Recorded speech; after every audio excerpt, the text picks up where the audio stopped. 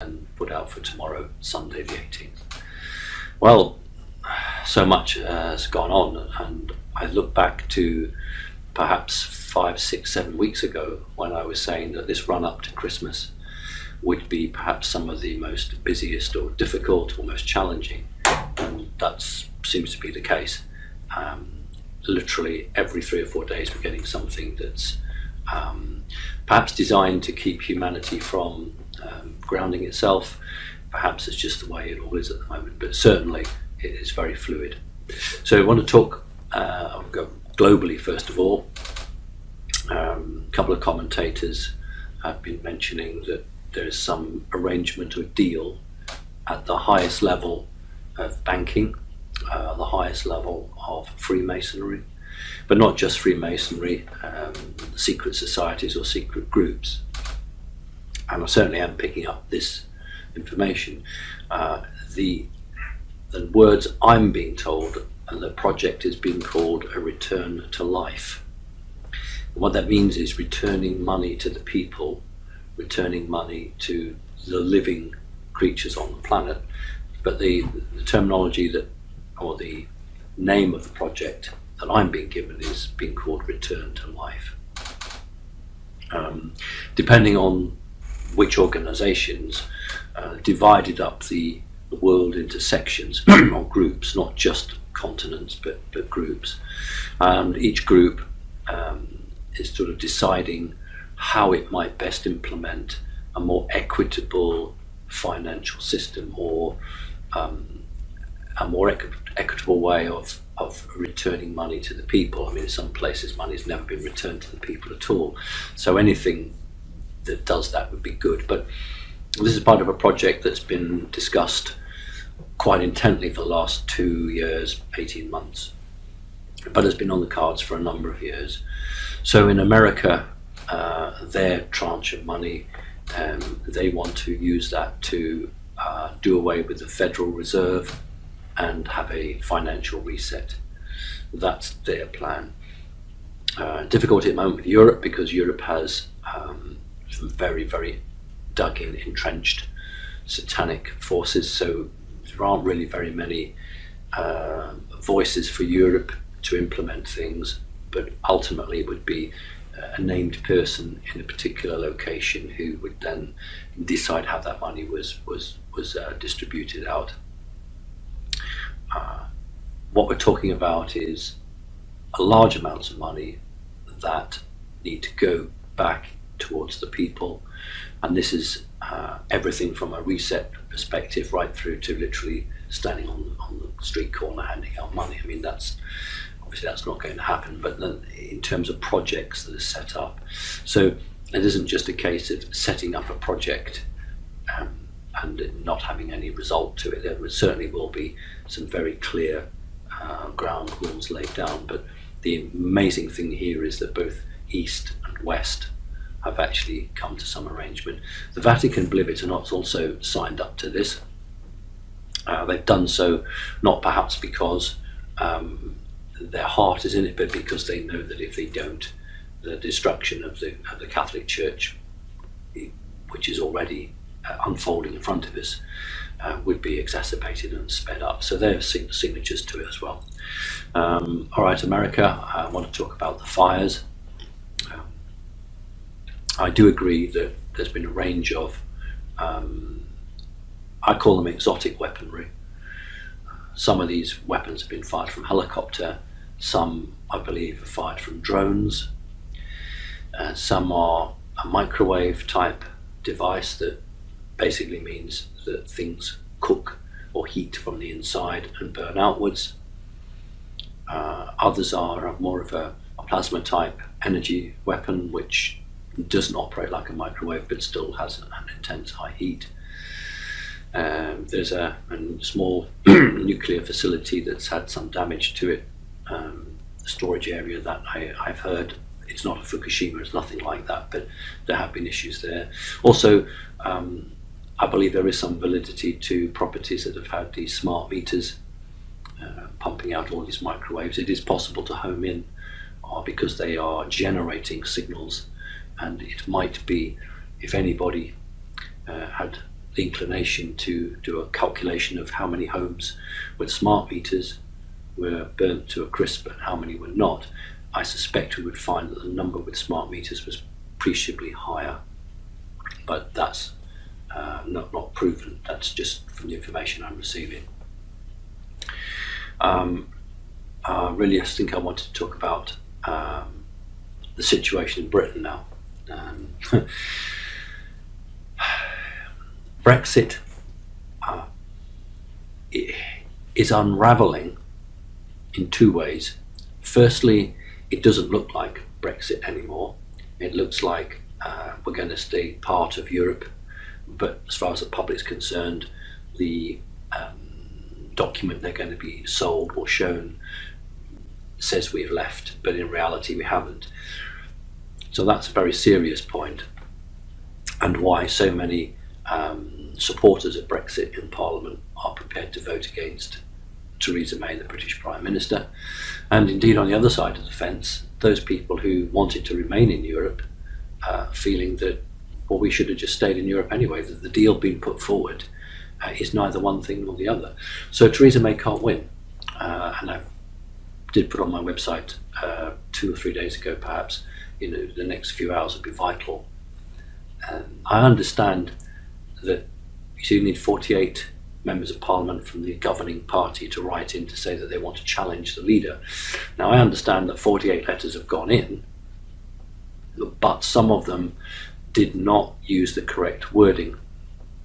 If you write in and you say you're pretty fed up with your leader and you wish that she would change course, that isn't using the right terminology. So I think there's something like 35 to 40 letters in which are official, and this weekend will be the deciding factor as to whether the remaining few will go in.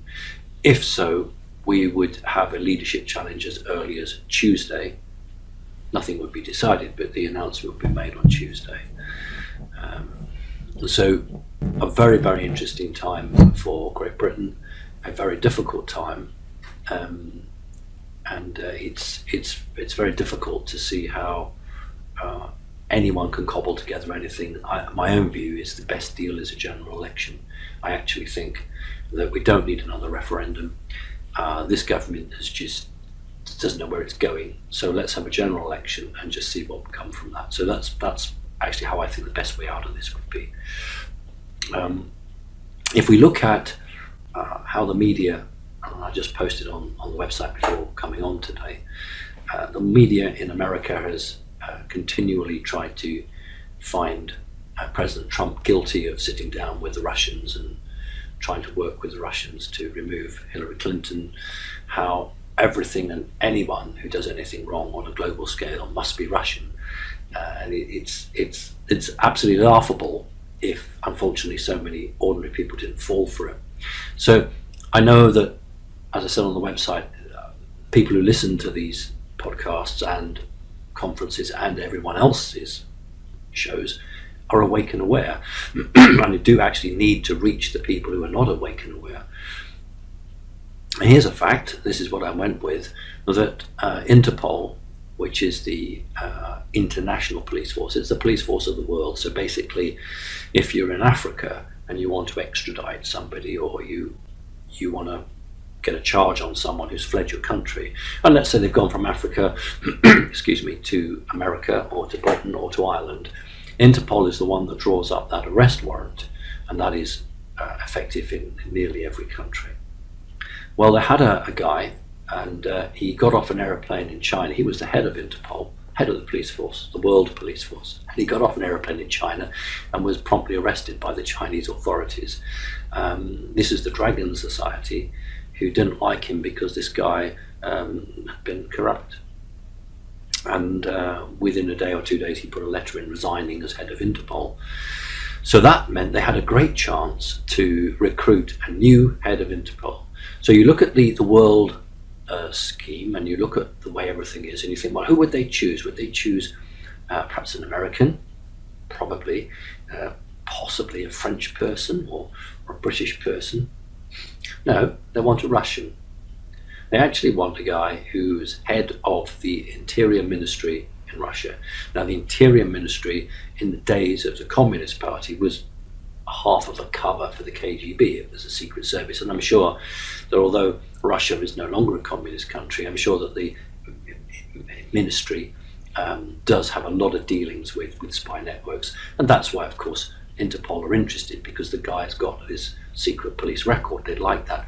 But it's incredible that on one hand you've got Hollywood screaming about Trump, about Russian involvement, and you have the world police force actually wanting a serving member of the Russian civil service to head them.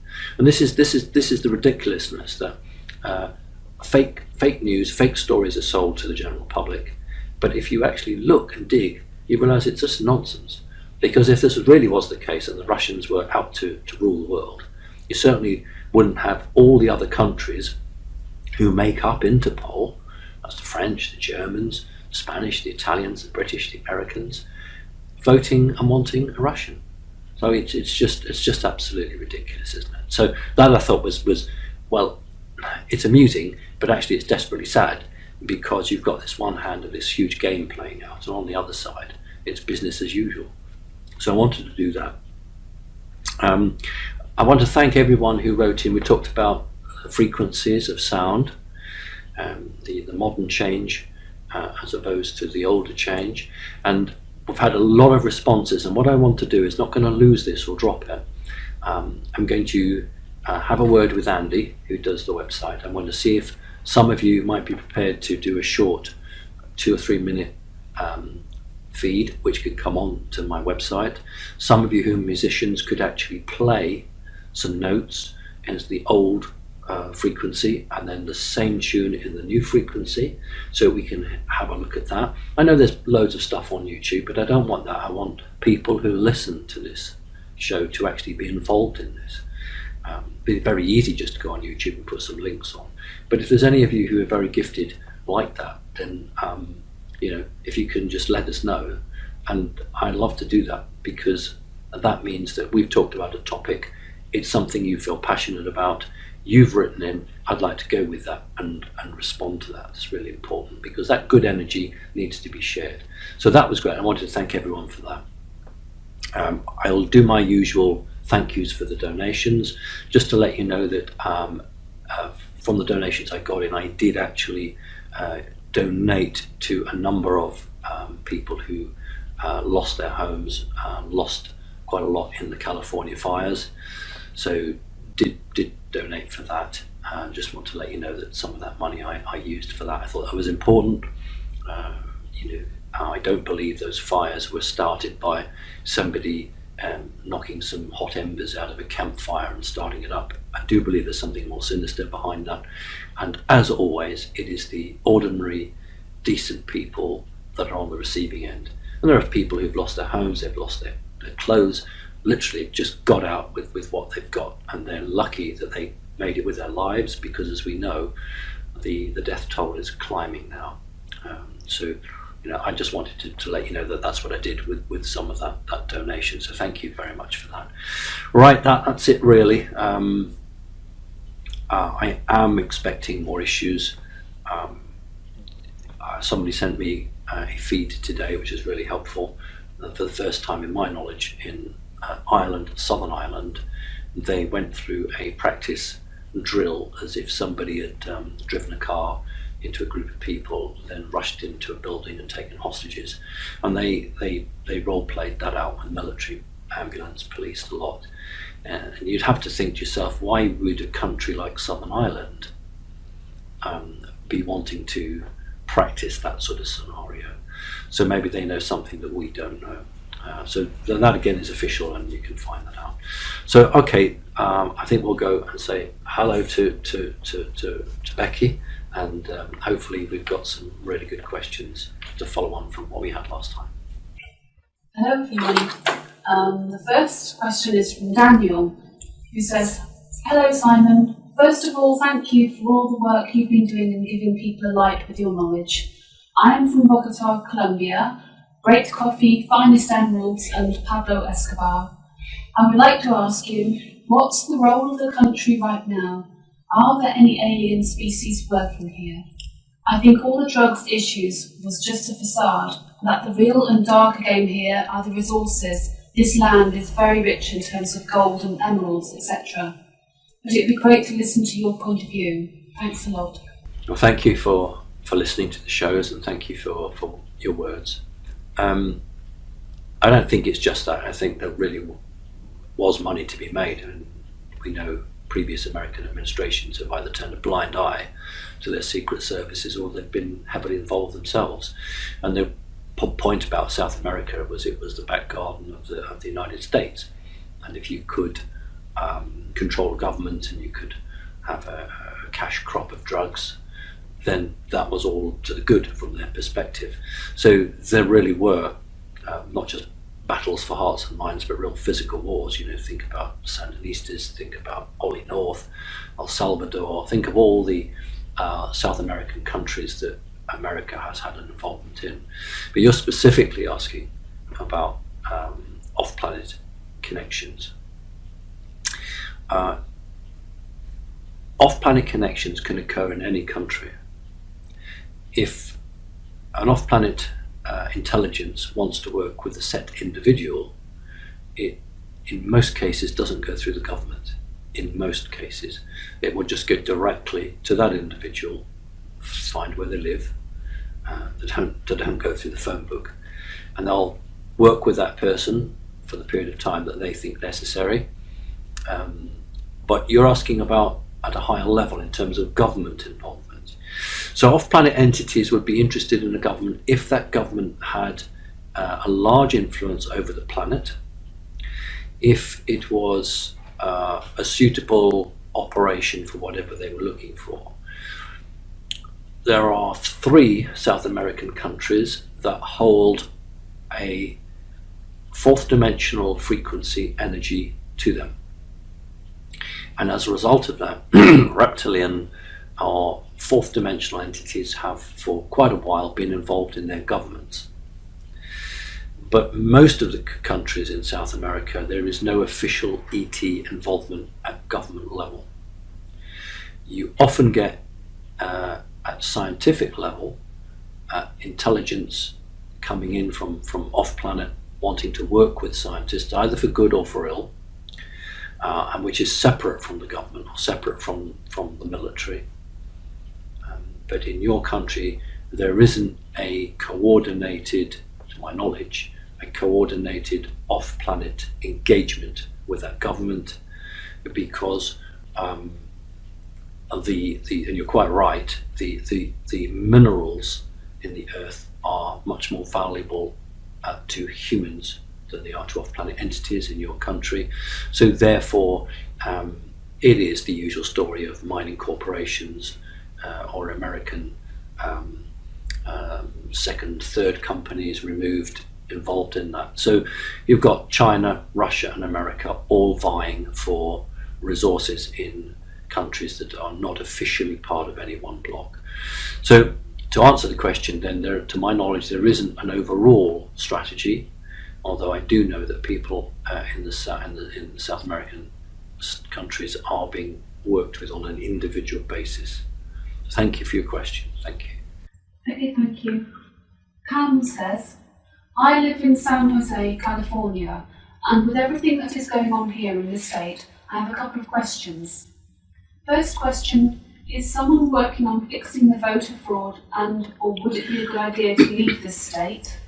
The second question, why isn't President Trump arresting top people who are running or have a large part in child trafficking, deep state, shadow government? I appreciate all you've done and continue doing. Thank you. Several questions there. Let's take the easier ones first. For some unknown reason, I mean, we know the real reason, but let's have some fun. For some unknown reason, the American system uses 20-plus-year-old machines to count votes. The argument is that there are so many people in America casting their vote that they can't do it by hand. They need machines. Yet they have machines that are really old and continually break down and have a problem. So why do they continue to use them? They continue to use them because they are very easy to fix. And I don't mean fix as in repair. I mean fix as in alter the result. That's the point. So one government that's in power keeps the machines because it can put pressure on it, and then the people in opposition say this is a fraud, this is a fix, this is wrong. And then when they get in, they say, oh, we can manipulate this. So they're all as bad as each other really from that perspective. So the machines are easier to influence than they are human counting. That's the first thing. And I do remember many years ago now, so it seems on this planet, the battle between Bush, where he was challenged legally by the Democratic contender. Bush said, you got to do what you got to do your legal challenges, and there was lots of legal challenges around the pin counting machines. For people who are not in America, what happens is that the machine punches holes in the ballot paper, and it was called a hanging chad. So the piece of paper, if the piece of paper hasn't been fully punched through, is that a vote or isn't it a vote? I mean, it's just mind-numbing. But nevertheless, there's that. So that's the easy one to answer. Do you have to leave? No, you wouldn't leave because of that. I mean, people are more likely to leave California because their homes have been burned to a crisp than any voter fraud. The real question you're talking, for me, the important one is why isn't Trump doing things about it? The real issues: child trafficking, paedophilia. I'm going to be putting on the website in the next few days a list of all of the American states and how many sealed indictments there are in each state. And I was told about a week ago there's now over 60,000. Those of you who are sharp-eyed and sharp-eared might remember that not so long ago I was saying 40,000. 40,000, that's a lot. I'm going to have to find out about that.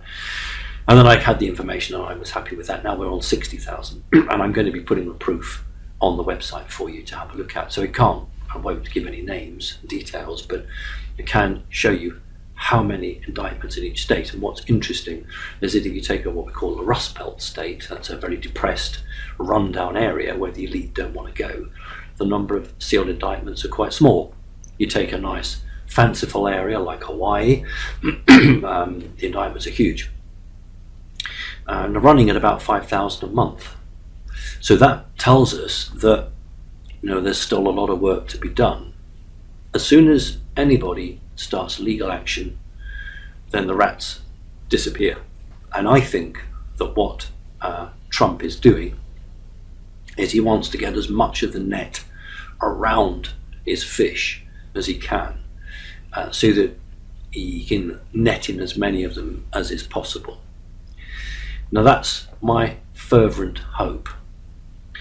I've always been concerned that an American president that wants to do good work, but is so conscious of the fact that so many people want to kill him, might go ahead and get loads of indictments done, sealed up, and say to people, tell you what, if you don't actually kill me, I won't actually open the indictments. In other words, a sort of an insurance policy. And I've always had a little bit of me which said, I really want to see those indictments open soon, because I need to see this is not an insurance policy. This is really an effect of getting out the broom and sweeping the dirty floor clean. With the results in from the midterm, it's as we expected that the Republicans lost the House, but not just held the Senate, but increased the strength in the Senate. That means that he's there for another 2 years. He cannot be removed by impeachment. They can't get rid of him. All these nonsense on websites about how they would get rid of him, they can't. Anybody who's writing that nonsense hasn't actually understood the Constitution of America and what you have to do to get rid of an American president. You have to have both houses. You can't. So whatever the House actually writes through and says, then the Senate, if it's controlled by Trump's party, can just block it. So that's not going to happen. And that means then from his perspective, that's the president's perspective, it doesn't have to open these documents immediately. He's got 2 years. I've always wanted them open before Christmas because I was really worried about the midterm elections. There was a possibility that he could have lost both houses. I'm more relaxed now, but I still want those things opened. But I am persuaded by the argument that there are still many thousands of people who have not been connected yet. In other words, let's say somebody lives in New York State and they are involved in paedophilia, but there's someone else in a separate indictment who's in Louisiana. Well, what they're doing is they want all of these indictments done, and remember that it's not one name per indictment. So some indictments have 5, 6, 7 names on them. So I might be looking at something like 200,000 to 250,000 names. And that's really staggering. Not all of them are in America, some of them are abroad. So my answer is, I understand why he's not acted yet, but I really want him to act soon. Thank you, it's a really good question. Okay, thanks. Mike says, hello Simon, good to be in touch again. We had a Skype session back in early 2016. My questions on a current issue are, could you give us please an honest, valuable reflection on what is happening these days in China and with the current party leadership in China that behaves in a horrific manner, reminding many people around the globe of a very nasty totalitarian dictatorship evolving, seemingly worse than that of Nazi Germany? Why is everything turning into a fear-mongering instead of a continuous growth for peace? There are many more questions, but I believe that you'll give us a comprehensive answer. Highly appreciated, and with a big thank you, Mike. Thanks, Mike. I bless you, because what you're saying is, I've got loads of questions for you, but if I ask you one question, I'll get it more fully answered. I think that's what you're saying. Right, listen, cast your minds back to those images on television, right back, what was it, 1989, 1990, 1991, of the Chinese student standing in front of a tank. Tiananmen Square. Don't forget that China has always, certainly since the time of the Little Red Book and Chairman Mao, had a very different attitude towards its people, and the people have by and large accepted that. So when we talk about this sort of what we call camera face technology that the Chinese are piloting at the moment, face recognition, you really need to look on it as just part and parcel of a control system in China. The real key here is the government is separate from the dragon societies. So the government of China, and this isn't a very good analogy, but it's more Freemasonry. The government of China is more controlled or control-like than some of the secret societies that are beneath it. Simply because the secret societies are not politicians, they are going to be there for another 1,000 years, whereas these politicians, like all politicians, are only there till the next election, maybe. And so we tend to have, in countries like China that has a huge population, a panic on how to control these people. I mean, I wouldn't think about how do you control people. I would think, how do you set people free? But that's not how these leaders think. They think, my population is growing, my power base is being diluted. How am I going to control all these people and know what they're doing? I want to know what they're doing. I want to know what they're saying about me. And so you've got a division in China between the government, the controlling part of it, and the separate section, which is the underground secret societies. The military in China really do take their command from the politicians. There isn't going to be a military dictatorship anytime soon. But the Chinese government is out of step. And they actually sort of made this decision that they wanted to rule the world not by the gun, but by their financial system. So the Chinese want to lock in and control their own country, so that when they really, they haven't started yet, believe it or not, when they really turn their attention to the outside world economically, they don't fear a knife in the back from their own people. And so that's what's going on at the moment. But I will tell you this, that some of the senior people in the Chinese government are not at all liked by other very powerful people on the planet, and they're not really that safe. So I wouldn't expect the Chinese government to be the same makeup in a year's time. But it's a good question. We don't often talk about China very much, but it is becoming more in our face, I think. Thank you. Okay, thank you. John says, will it soon be too late to recover artifacts from the Antarctic? Are the powers that be selectively destroying them? We may never know the full picture. Thanks, John. No, it's not in humans' nature to destroy things that you can control. It's not in humans' nature to destroy things you can control. I'll repeat that deliberately because it's a really important point. If a human is given something and they can make it work and they understand it, they won't destroy it. A scientist might say, I have discovered a really terrible bomb and it's so terrible that I don't want the world to have it, so I want to destroy it. That's quite a high view. Whereas the military, government, all the rest of it would say, oh, that's really useful, we're going to keep that. The whole point about the deal with Antarctica was trying to get technologies out, which then could be filtered through particularly the American corporations, and also some other, not trade deals as such, but some understanding of what could and couldn't be discussed. President Trump was the only president, to my knowledge, who's talked about a space fleet or a space force. Now, we all know, those of us who are awake and aware, that there has long been a space force or a space fleet. People call it the secret space program. I hope no one's going to sue me because I said SSP.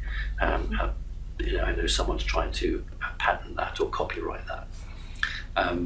But a secret program in space has long been the goal of many countries, but only a precious few were in a position to have the finances and the authority to do it. Now, what happened was that the Russians, instead of trying to create their own space fleet, went in with the Americans to some extent, although it is largely an American-backed operation. But by President Trump talking about it, he's getting it in the minds of the people that there is or will be a space fleet. And that's a really big step. That's a really big step. And a lot of the technologies that are coming out of Antarctica are, as we would say in Great Britain, dog old. But they are hugely advanced, and many of these technologies are more advanced than anything the Greys ever gifted to the United States government. And so it might be possible then for Trump to release the Triangle 1, that's the first generation Triangle, black craft, and sell that to the public in terms of PR as this is our space fleet. And we would see, from a human point of view, 20-year-old, 25-year-old, first generational Triangle spacecraft. But of course, to the unaware and unawake, this would be absolutely exciting. All the rest of us are saying, well, hang on a minute, we were talking about this a long time ago. But at least Trump is actually trying to open that debate by saying that he is going to start up a space fleet, and then he can then bring out these craft. Now, if he's got this advanced technology coming through from Antarctica, then he will be in a position with the military to release stuff to the public and through to the corporations, of course, who then will do with it. So we should see huge increases. I'm going to give you a little bit of a point here. I recently went and saw Fantastical Beasts at the cinema and really enjoyed it. And that was in 4K and it was in 3D. At the moment, in laboratories in America, they are on the verge of launching 8K. Now, we can go to a shop and pay through the nose for a disc, Blu-ray disc, which is 4K. But they're actually working on 8K. So there's a 20-odd year lag behind between what the general public get, what the corporations have, and then there's a further lag with what the military have. So when this stuff from Antarctica comes out, it has the potential to make America great again. And that's where Trump started his slogan, because he knew that making America great again wasn't just about the Dow Jones. It was about an injection of technology that the like of which had not been seen for perhaps 100 years. Well, since 1947 and Roswell, but they messed up the way that they released that technology through to the corporations. They've learned from that and they'll have it in a different way. So that's the point there, that humans only destroy what they can't control and work, and if they fear that somebody else is going to get it. And what the Knights Templars do is that they don't like sharing with anybody, and in some cases I think they got it right, that they will hide such technologies from everybody because they don't want others to get it and do whatever. So there are many factions on this planet, all with their different agendas, and it's down to each piece of technology, what it does and how useful is it. Think about a story I've told about my mother and the work she did, and how she would be typing up the documents from the German scientists who were back engineering this material from some spacecraft. And it was all about, what can we do with it? How does it work? What application can we use it? And that's what humans do. That's why I could speak with such passion, because I read document after document after document of military asking scientists, what can we do with this? We're not interested in what the aliens did with it, because that's just not relevant to us. But what can you do with it for us? What can we use it for? And in so many cases, its application was just not viable on the Earth, but it left opportunities for other things. And in many cases, if we take an output of 100% for these devices, they were only getting 10% output from it, so 10% of its capability, but that 10% was greater than we had on the Earth at that time anyway. So it's a real industry and a real business. It's a good question, and I hope that's a good enough answer. Thank you. Okay, thanks. Scott says, in Ireland, Kerry County, recent reports stated that an underground Cabal base was raided. What do you know about this? Its purpose? ET involvement? Unresolved issues? Thanks. This is probably back in the summer. I don't think it's a recent thing. No. I think I'll be a little bit careful here, because although it was a little bit old, it hasn't broken into the public news yet. Perhaps it never will. The problem we have with a very strong, solid Catholic country is that unscrupulous, deranged men can create their fantasies, which would be child trafficking. And if some of those individuals are not just localized, but they have connections going out throughout the planet, then they bring themselves to the attention. And there have been a number of safe houses or facilities which have been raided by a very small but select group working at some arm's length from the American military to take out the facility and just to prevent it from operating. I don't see this as an underground alien base. I see it as much more earthly and much more to do with the battle that's being fought on the planet at the moment. That's not to say that aliens or some faction of an alien group is not involved in it. those of us who are not frightened to talk about such things will say that, the certain arms of the reptilian group will trade people. They will actually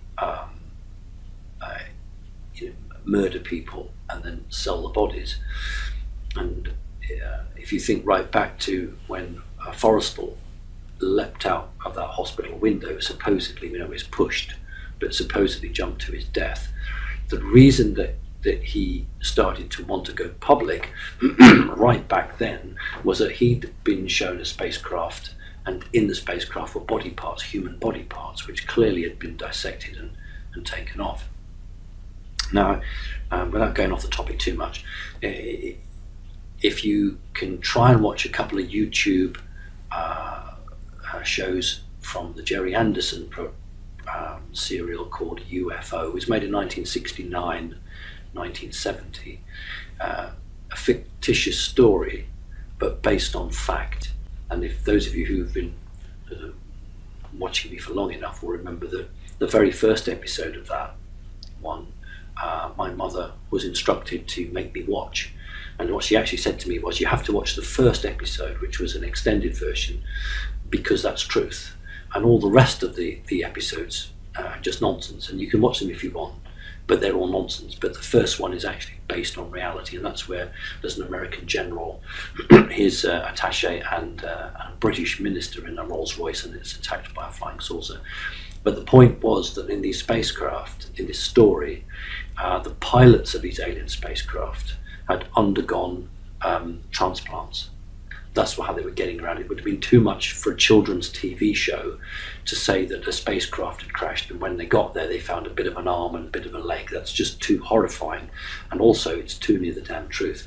So the closest the Andersons could get to the truth was saying these aliens were coming from a dying world, they were coming here, capturing humans, killing them, but taking their organs. So, and a couple of the shows they talk about, well, it's got a new liver or it's got a new kidney. That's as close as they could go to it. So we know that occurs, that happens, and so some of the underground bases are storage places for such bodies. And in the old days, under different administrations, there was an overt agreement.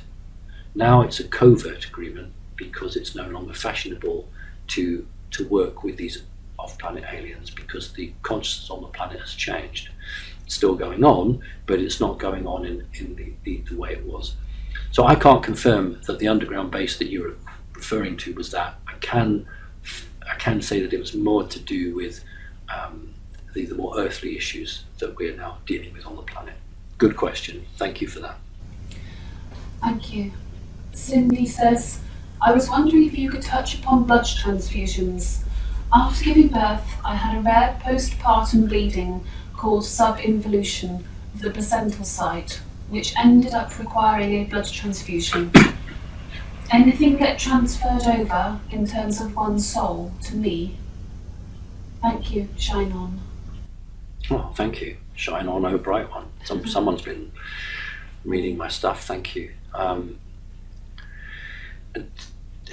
No, genetic material, yes.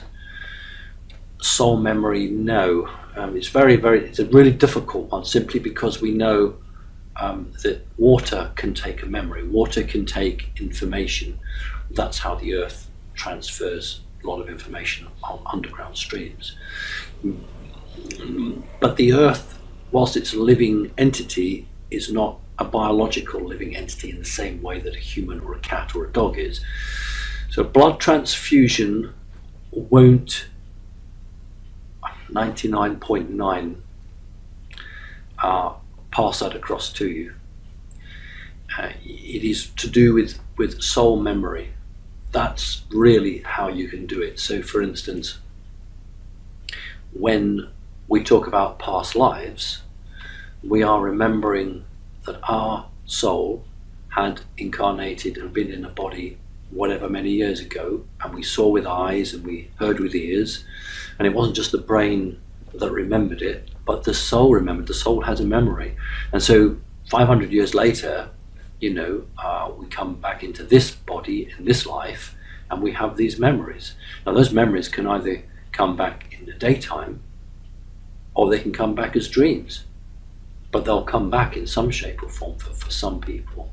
And that's a really important way. But a blood transfusion, 99.9% would not transfer a soul issue like that.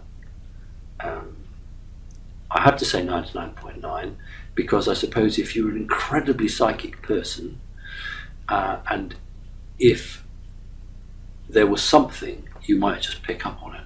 But I really wouldn't want you to be concerned about that at all, because I don't feel there's a concern. Thank you. Okay, thanks. Bridget would like to know, what is your understanding and opinion on Vardankar, spelt Vardankar?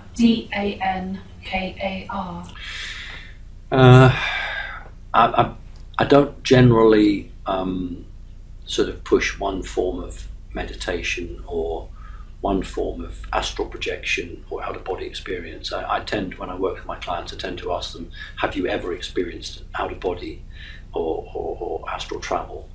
And if they have, then I ask them to give me a little rundown of how that worked for them. And in most cases, it's spontaneous. And some of those people will then go on and do their own research and then find a discipline that works for them. And there are actually more books out there than you'd think, or more articles out there. The difficulty, again, I think for this is that when we are in our own body, we're in our home territory, we're on home turf. When you leave your body and you want to go into another dimension, you go into someone else's turf, someone else's realm. And so the big thing for me is people, protect yourself. If you're going to go on some sort of journey, protect yourself. And so I'm not going to push one method or one discipline over another. People will find their own method that's best for them. The important thing for me is that you do protect yourself when you're away traveling. Thank you. It's a good question, and you obviously know your stuff. Okay, thanks. Timothy says, you have mentioned IT spiders, I think you might mean AI spiders, that are visible between the sleeping and waking states. What is their purpose, and should I do anything about them? Well, that implies you've seen them. Should I do anything about them? I don't know what you would do about them. I'm not being facetious. It's a real issue. When I work with a client who's had experience of them, I ask a series of questions because I need to understand what we're looking at. Sometimes something can masquerade as a spider and it isn't at all, and other things exactly are that. And so the questions that I ask would give me the information to help me to come to a decision as to what the subject was dealing with, and then I would best advise that person based on the answers they'd given me. Some people see these with their human eyes, some people see them just psychically.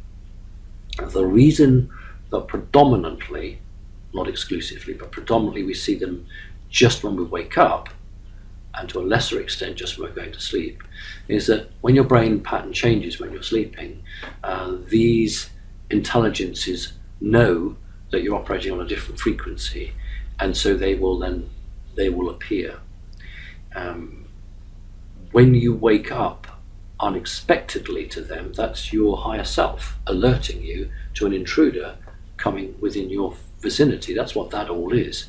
That's why you're catching them out. And so many times these things are seen to run up a wall or a ceiling, and then they'll just vanish as if there was a hole, and like they've just gone through it. So if you've seen them, yes, you need to take action. You need to be aware that something is interested in you, but until we can define what they are, defining what they are tells me where they've come from, and that tells me who's controlling them, and then through other questioning I could find out what they were after. So sometimes it's random, they will just literally turn up, but that's not a very useful method of resources. You tend to pinpoint and target individuals. If I said to you broadly they were observational, that's probably accurate, but there are some of these things that are more than that. And what I will say to you is that there are several people in Hollywood that have very close association with these things. So that probably will spark more questions than it answers.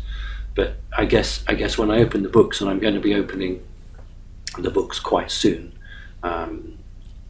so that people can read book, I would strongly suggest then that you do look for that. You try and get a booking, because the sort of questions I'll need to ask you would help. So thank you for that. And I will be opening the bookings very soon, so hopefully I get to speak to you quite quick. Thank you. Okay, thanks.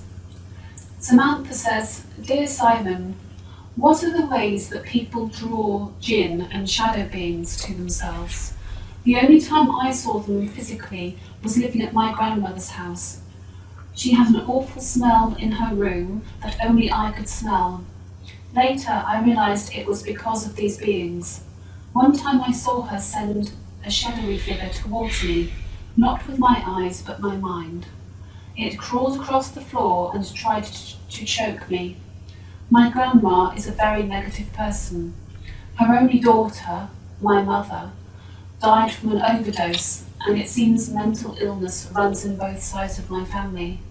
I'm asking this because I can't ever imagine my grandma picking up a magic book or a Ouija board. Is it possible to attract these things just from being so negative?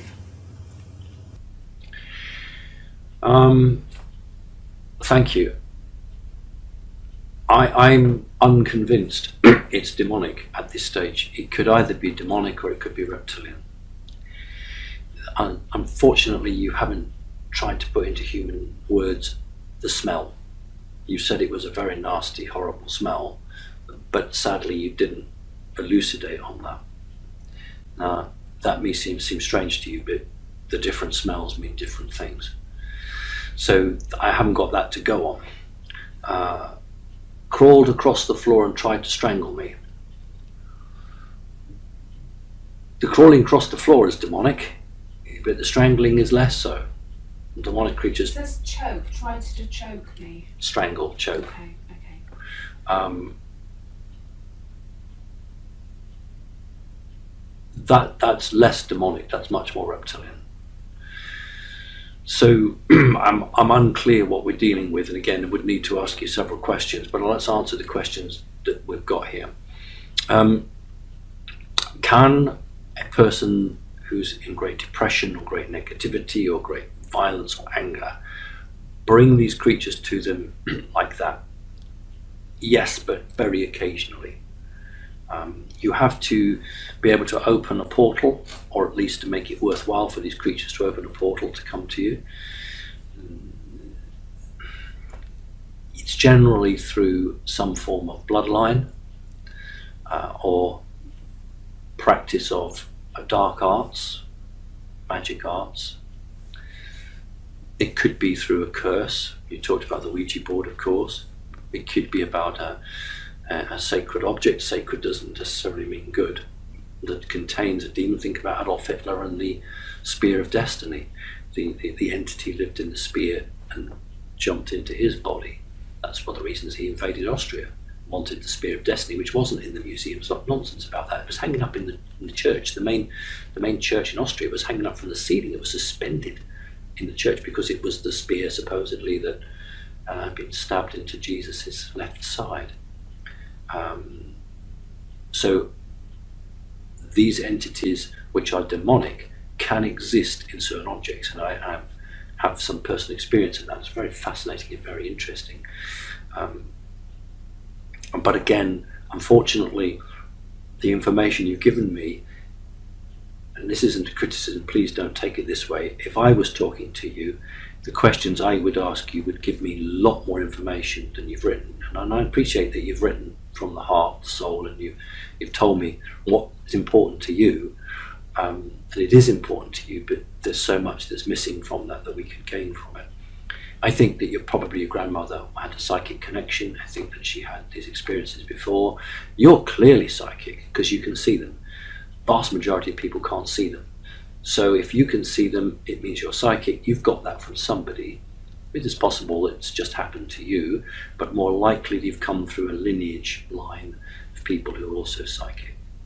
So you are physically smelling something, that's your 3D, but you're seeing it as well. And we don't just see with our eyes, we see it psychically. And they're attacking you because you're a good person.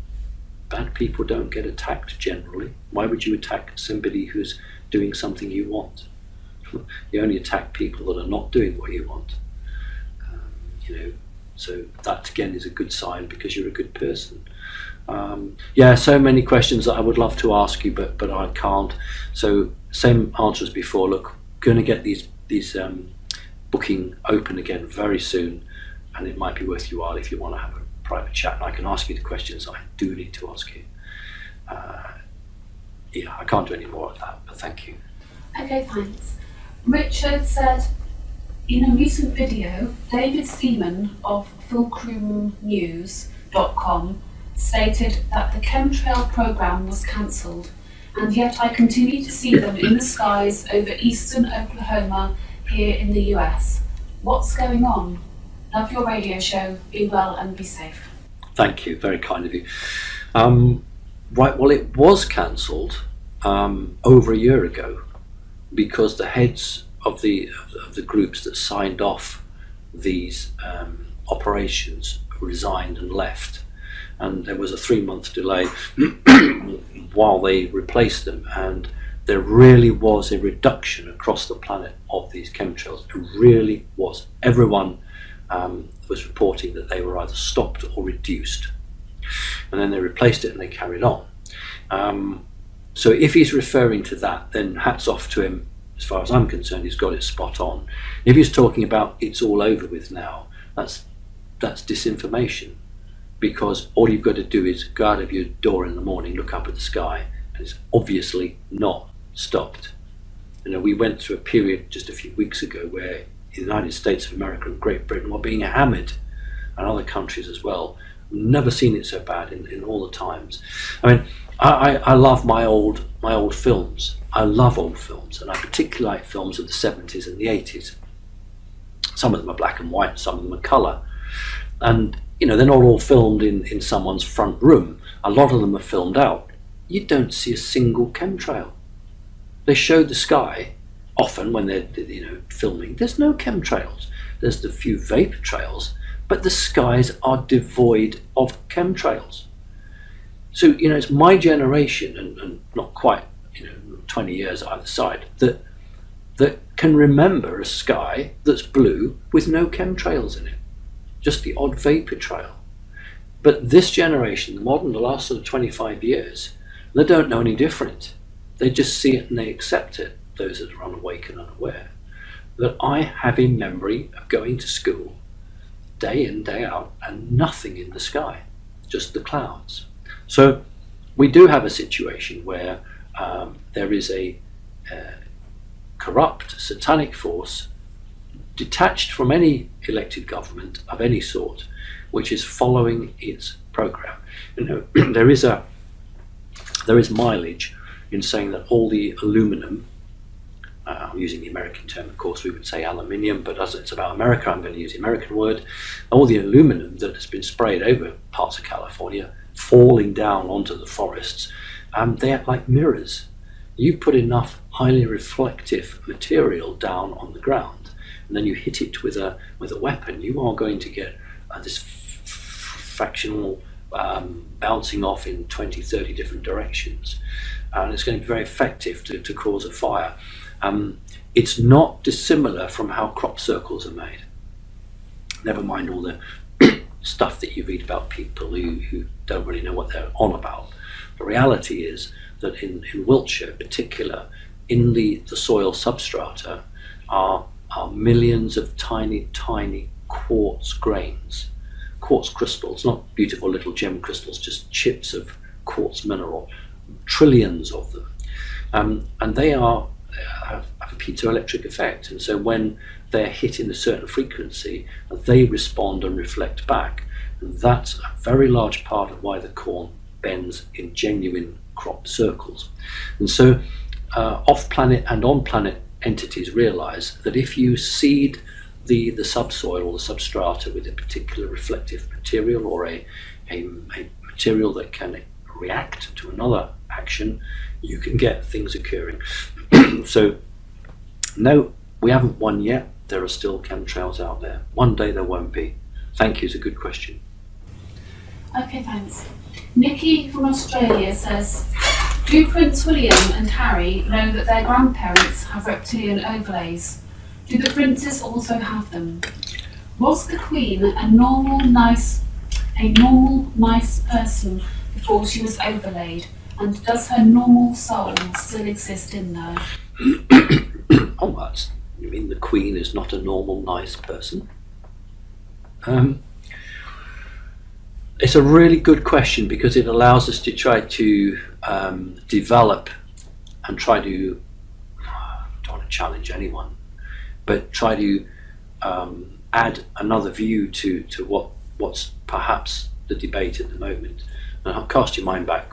We can't forget David Icke, who was instrumental in bringing the Queen to the eyes of the public by saying that the Queen had a reptilian self, and of course that was a bridge too far for very strong royalist people who were quite happy to say that the government was knifing them in the back, but to say that the Queen was a reptilian, that was just too much. So it was good from David's point of view because he brought it out there. Yes, he lost a lot of his readership, but he was the first one to be brave and bring that forward. So I want to develop that. You couldn't live with somebody like that and not know the truth. And these beings are very, very good at masking and hiding. That's part of their deception. They are very clever, very, very clever. But you couldn't be living 20, 30 years and not have seen that. I mean, we know for a fact that a number of the bodyguards, close protection, have seen things, and many of them have nervous breakdowns, and that's a fact. You can't bodyguard these individuals without seeing certain things. The soul of Queen Elizabeth II, as far as I'm concerned, is the same soul as was in Queen Victoria and the same soul that was in Queen Elizabeth I. And if you were to accept that, then you would accept that she's a royal, and I do accept she's a royal, absolutely, no problem. She's a queen. She may not be my queen, but she's a queen. And if we were to look and say, okay, she's reptilian, which she is, then we'd say, right, she's coming from the Draconis reptilian line, which means that's a white-skinned reptilian. We talk a lot about reptilians and green colour or grey colour, this, that and the other, but the royal ones are white-skinned. Now, those of you who have studied your Queen Elizabeth history, you'll probably be quickly looking on Wikipedia now, will know that Queen Elizabeth I smeared her face in a white paint because she wanted her face to be white. Well, I think the answer's in the colour. Why would the Queen of England literally cover her face in white paint unless she was trying to say, I'm regal, I'm royal, I want to dominate my courtiers, I want them to be respectful of me. All of that is the soul speaking. As an aside, of course, what she didn't know was that this white paint contained a higher proportion of lead, which actually wasn't taken out of British paints until the 1960s. That's just an aside there. So this lead paint made her mad. She actually became like Alzheimer's or what have you, but she actually went mad because of the lead paint. So we've got somebody who wanted to make themselves whiter than white because they had this aspirational hook about being royal. She may not have fully understood it, perhaps, but that's what she wanted to do. So when we talk about a good soul becoming a bad soul, what I'd rather say to you is that the lineage of this soul is always a royal like that. So that's all it knows. The overlay is really interesting. It's not an overlay in the true sense of the word. It is a reptilian concept. It is the strength of mind projecting a human physical body, and then the physical body stands there and the reptilian overlay is over the top of it. That's why these people, their arms can change.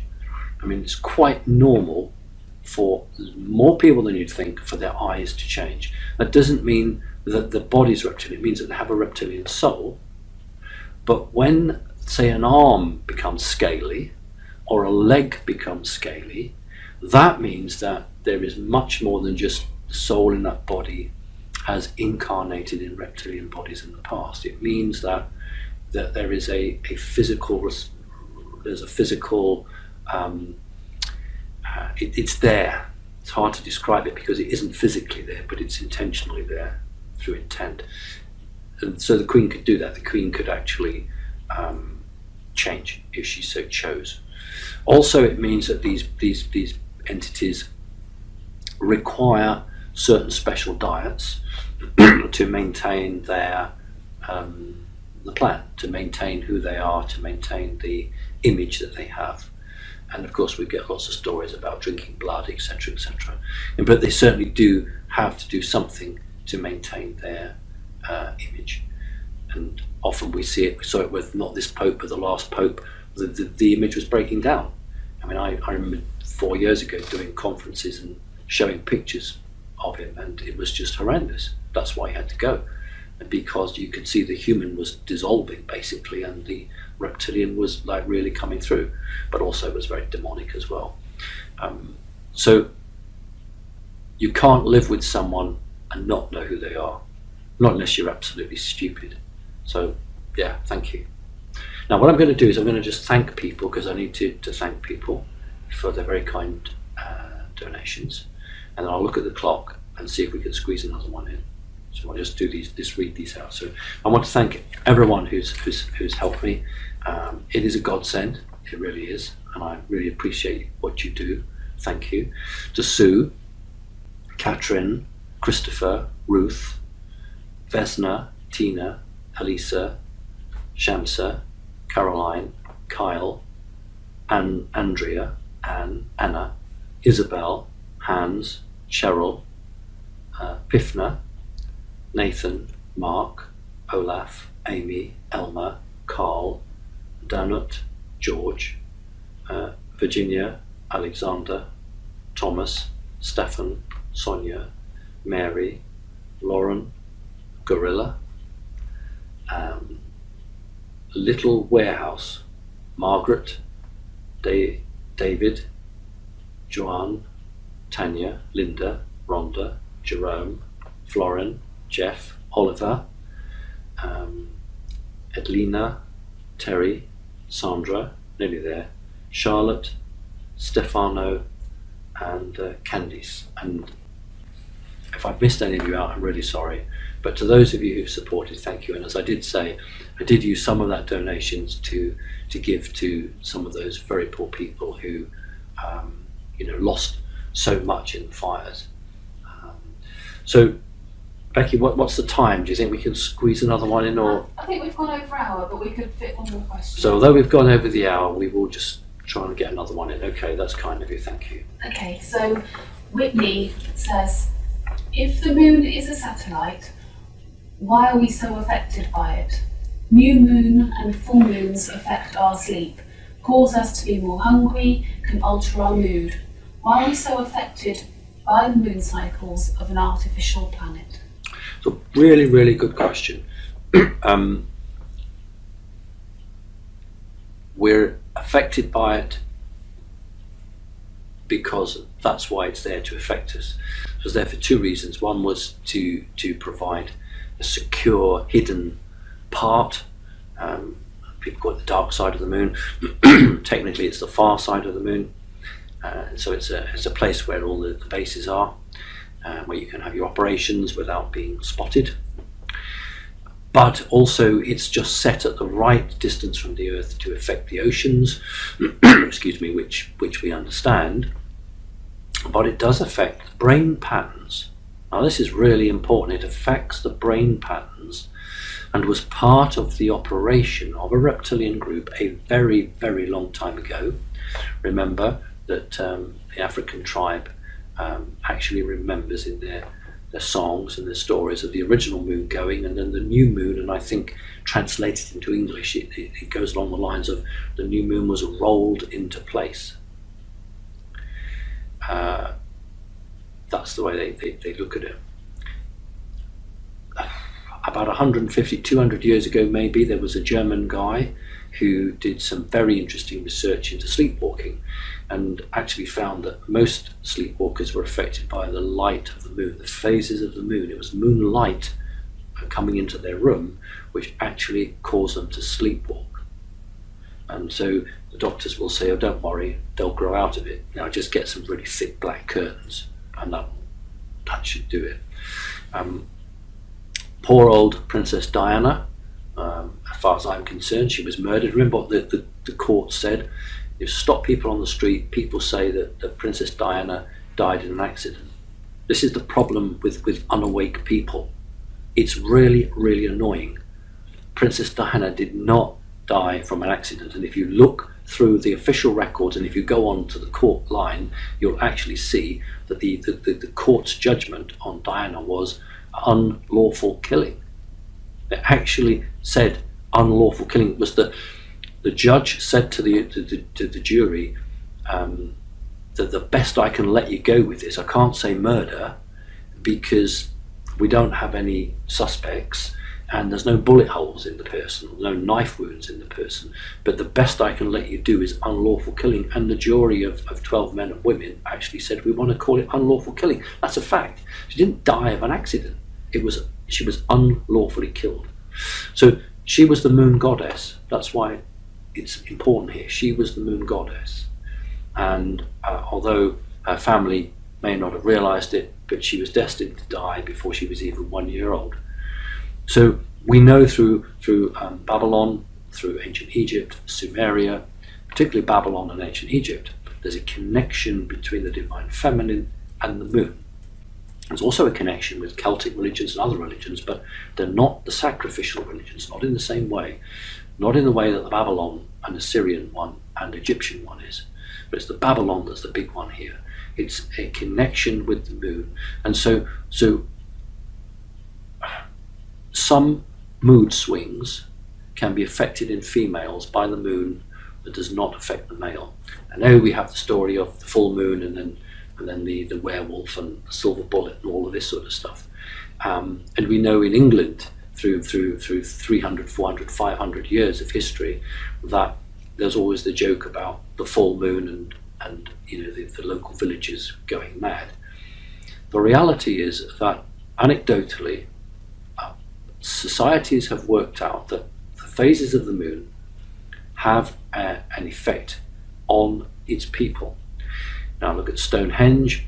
We don't quite really still to this day know exactly what the monument was about, but there are many, many stone monuments in Britain and elsewhere which were to mark certain times, and the moon played an important role in that. So the moon is a control element. It's a hiding element, but it's also a control element on emotions. Now if you have a very advanced machine and you're able to bounce waves off the moon, we know the moon is hollow because when anything's landed on the moon, they've had a hollow sound back from it. There was a bomb that was detonated on the moon. You won't find that in your local bookshop, but they were actually got a hollow sound back. So we know it's a satellite. But you could use it as a reflective surface.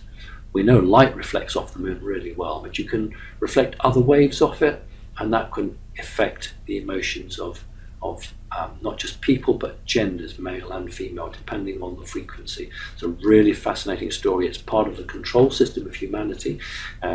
Jupiter is another interesting planet to have a look at for this. So listen, I'm going to wrap it up now because it's been over the hour. I want to thank everybody for taking the time and the trouble to listen, but more importantly, for your own research, for the fact that you don't give in, that you're determined to find the truth. And I was really pleased to get such a good reception. I talked about my alien experiences, and people had said, you don't talk about them anymore. And I generally said, well, I don't know if people want to hear it. I've not done it all, but I have spoken about it in the early days. And people were saying, well, is it because it doesn't happen anymore, and you're out of favour with them and all of this? And no, it does happen, but I'm so taken up, I suppose, with the modern events that are affecting us in a 3D world. So it was really lovely to have so many responses from you saying, well, we are interested in it, we would like to hear a bit more, and I would be happy to talk it, but maybe you want to let me know as to what is it that interests you. I don't want to be talking about a particular experience or a particular alien race if you guys are not particularly fascinated by it. So if you can give me some idea of what it is that you would like to hear, and then I can talk about that. I mean, it's personal to me, and when I talk about my experiences, I'm not saying that anyone else's experiences are not valid. I'm not saying that, well, this is what happened to me, so therefore you're wrong. What I'm saying is, this is what I've experienced, and this is what I can, with real validity, talk on. It doesn't mean that the man or the woman down the road that has a different story is any less or more valid than me. But I am happy to share them with you. I'm happy to discuss it. And if you want to ask questions more specifically about alien stuff, then I'm really happy to do it. I'm not shied away from it. I'm not become embarrassed or don't want to talk about it. It's just that there are so many other pressing things that affect our lives on a day-to-day basis. These alien things do affect us, and in some ways they affect us greater, but they're hidden and they're unseen. And I've always wanted to reach out, not just to those that know the truth, but those that are on the verge of knowing the truth. And like David Icke, I don't want to lose people who just don't want to hear about the Queen being a reptilian. But it's the truth. It's the truth. So people like me, you have to think, well, what do I do here? Do I tell them the truth and lose 90%, or do I do it gently? So what I'm saying is, if you want to let me know whether you are interested and you want to hear a bit about it, then I'll just add it on. I'll just add on extra to what I would do. So thank you ever so much. It's a real pleasure always to meet you. I do it through my conferences, or on the street and supermarket, or when I do my one-to-one Skypes. And I'm reminded in so many cases why I do this work, excuse me, because I meet so many good people, and occasionally I meet some really evil people. So when I meet good people, I'm reminded that that's really what the human race is. The human race is about progression and development and a spiritual journey, and it's fantastic, and we're all so privileged